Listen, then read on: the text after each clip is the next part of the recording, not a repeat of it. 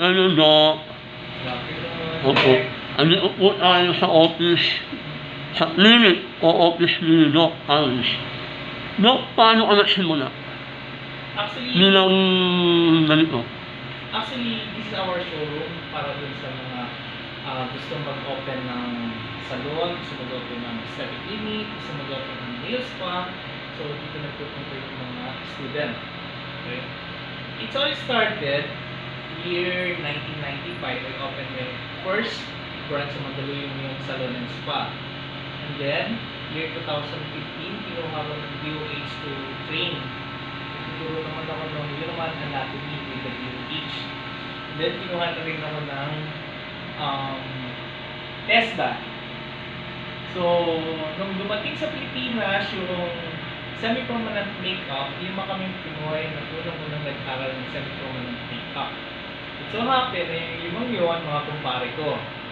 So, sabi ko, that time, kung dito ako mag-stay sa Pilipinas, magkakaroon ko ng competition. Okay? So, I pursue my semi-permanent makeup career in Vietnam. Doon kami unang nagtayo ng training center, which is the Master A International. Yes. So, from Vietnam, dinala ko siya sa Pilipinas. So, tinuloy ko. So, nagturo ako dito sa mga Pinoy. So, nung nasa Vietnam ako, I was invited in different countries like Malaysia, China, Korea, Japan, Mongolia, Russia. So, hindi ko naman maalala yung ibang mga country na napuntahan ko para lang magturo ng eyebrow microblading. So, from that time, naisip ko bumalik ng Pilipinas para magturo naman ng libre sa mga Pinoy. Kasi, that time, naisip ko, siguro enough na yung mga na-reach ko or nakuha ko sa pagkikilay. So, narating ko na yung mga gusto kong marating. Napunta ko ng mga lugar na gusto kong mapuntahan. So, sabi ko, in return, magbibigay ako ng mga libreng pag-aaral para sa mga Pinoy. So, in that way, maibalik ko naman yung pasasalamat kasi dito tayo nag-start. So, nowadays, nagkakandak pa rin ako ng libreng pag-aaral o free training ng semi-permanent makeup, especially ng eyebrow microblading. Eyebrow microblading, lip micropigmentation, and at the same time, meron silang makukuha ang international certificate kung dito sila mag-aaral ng libre. Okay, para dun sa mga gusto mag-aral ng eyebrow microblading for free training, you just need to buy the materials na kakailanganin para dun sa training at magagamit nyo na rin yun para sa mga magiging kliyente. Ilan na ang branch mo? Currently, marami kaming mga franchisee, meron kaming personal branch, we have Mandaluyong, Makati, Pasig, and yung mga branches na binild ko with different names, we have yung Paranaque, yung pinaka-latest namin is yung Panapapius. Okay? So, ayun, ano ko lang. We have in Mandaluyong, Quezon City, Santa Mesa, Paranaque. It's all in beauty industry. We have salon and spa, we have brows and lashes, we have facial clinic, we have aesthetic clinic. So lahat ng bagay na pagpapaganda. Nag-aral ka ba, Doc? Sa ganito o ano? Nag-aral? O ano niyang window mo? Okay. Lahat ng pumapasok sa beauty industry, it requires the training. So lahat ng training na kailangan, I'll make sure na kinuha ko like sa Singapore, I studied in Singapore, I studied in Malaysia, Thailand, kung saan.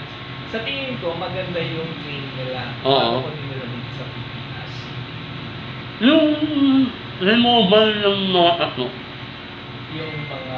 yung alis mo ng tattoo? Okay.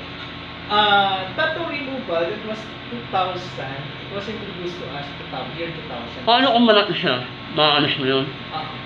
We have two types ng tattoo removal. First, we have the what we call the tattoo laser or laser tattoo removal. And dito sa Master International, we have the um, tawag ito, we have the manual tattoo removal na tinatawag. Kung saan hindi mo kailangan mag-undergo ng expensive tattoo kung wala kang masyadong budget para sa pag-remove ng tattoo. Like yung mga estudyante na gusto mag-police, so pinapag-remove nila yung mga minimal lang naman ng mga tattoo na meron sila sa katawan nila. Ilang taon mo na ginagawa ito? I've been in the industry for 20 years. Yes, na? In beauty industry. So I started 2005, 2006, like that. So I started in beauty industry in 2005 or 2006. Ano ka ba dati, Doc? Nung uli ka pa ganito? I'm an accountant by profession before. So I worked in Unilab for 2 years. By that time, parang na-bored ako sa trabaho ko kasi from morning hanggang gabi, andun lang ako sa table. So, nung time na na-bored ako, sabi ko, I need something new.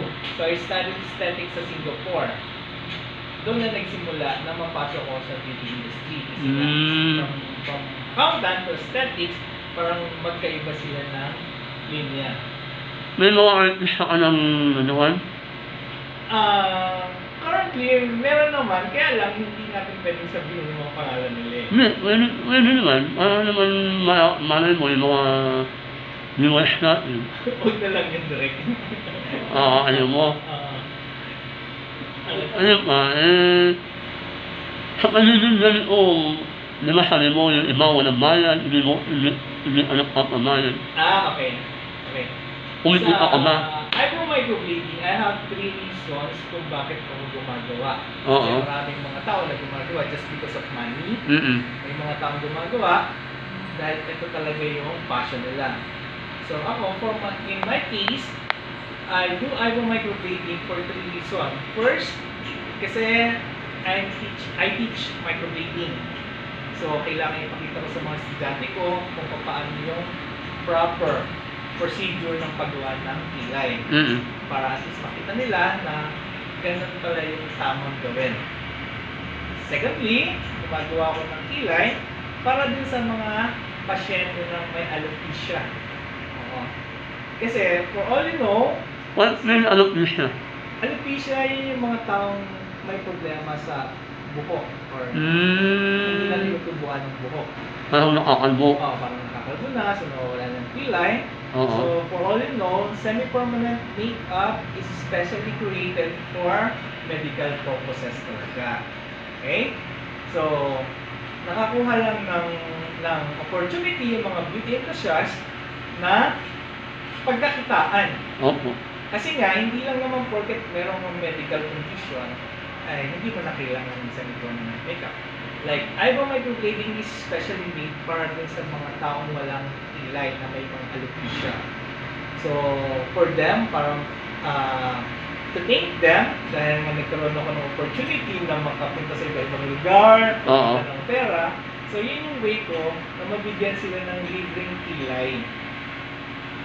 That is my way of saying thank you for them, dahil kung wala yung mga ganyang pasyente, wala rin tayong opportunity na makukuha here and abroad. And lastly, gumagawa ko ng kilay para sa mga VIP clients. Okay? Yung mga VIP clients, sila yung mga medyo nakakamat. Medyo kayang magbayad ng mga like above the average rate ng mga mukhang mayayaman talaga. Pero yung mga mahihirap, hindi anak papabayan. Kung walang pera at kailangan mo talaga ng kilay, like kung meron kang alopecia, you are certified alopecia patient, punta lang kayo sa akin. Gagawa ko kayo ng kilay, hindi nyo kailangan magbayad kahit piso. Oo.